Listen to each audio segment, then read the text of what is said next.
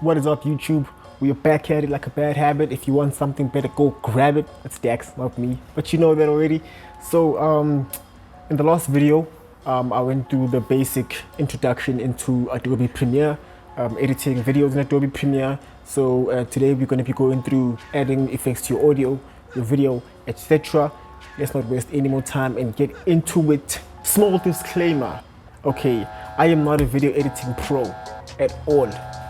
So if you feel like there's things I could have done better, things I can do differently, things you do differently, if you have some video editing experience, and just throw it down in the comments below. The more you know, the more you grow, you know. Alrighty, with that being said, let's get started. Let's get right into it. Today you're going to be on the effects workspace mostly, because that's where you're going to find the effects panel. If you're going to be doing editing in Adobe Premiere, the effects panel is going to be your friend. You're going to be in here day in, day out, so get quite comfortable with it. So what you have here in this panel is your audio effects and transitions, also your video effects and transitions. You can also get some custom presets off the internet, and you can have some limitary presets that you can add onto your footage, but we'll get into that just now. So Adobe Premiere has tons of effects and transitions that you can use on your footage and your audio. It'll take quite some time for me to go through all of them, you know. So just to keep this quite simple, I'm going to be going through the basic effects that you're going to be using. Feel free to experiment with all the other effects that you see on here that you would like to add into your footage. You can get quite creative with almost all the effects that are on here. Basic effect number one, and this is the one that I use quite often, is Crossfade. Crossfade, as the word suggests, is just a simple crossfade from one clip to the next clip with a nice little fade. Let's give you a quick example.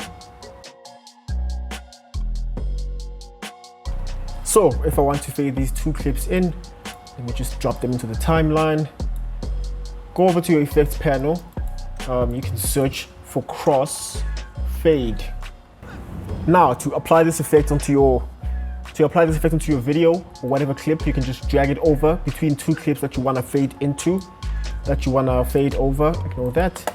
Let's just preview quick, nice and easy. Now you can zoom in by holding Alt and scrolling in, and you can pretty much change the length of the fade to however long you want it to be.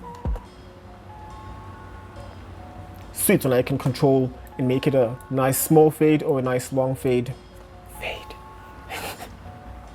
Oh damn it, oh damn it. Yeah, so basically that's it. That's how you do crossfade. Now there's a bunch of ways that you can, of course, transition between two clips. You can actually go over to the video transition folder. You can explore the transitions that are there. You can get pretty much the same principles. Just drag it over between your two clips and it handles the transitions for you. Why is that transition not working? Page peel. Let's check out the page peel. Bam!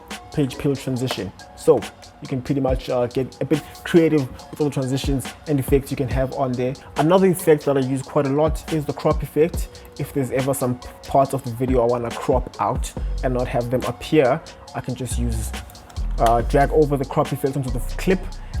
Use these control sliders that I get on here to basically crop out parts that I do not want in my clip. That can get quite useful, and you can use this for that nice little cinema movie effect that people like, you know, when the frame goes like that.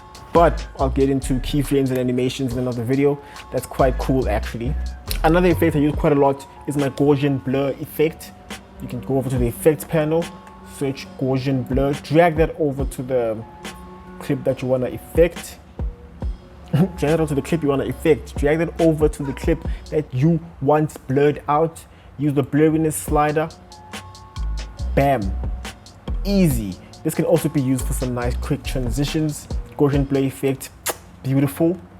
Now of course there's a whole catalog of effects that you can add to your footage. You can go ahead and explore that. That was just the basic breakdown of on how to use your effects and the basic ones that I use on my videos. There's also a bunch of color correction effects that you can check out, such as color balance and change color to. Really cool, check them out. Of course, again, I will say I can't go over all the effects that are on Adobe Premiere, but please feel free.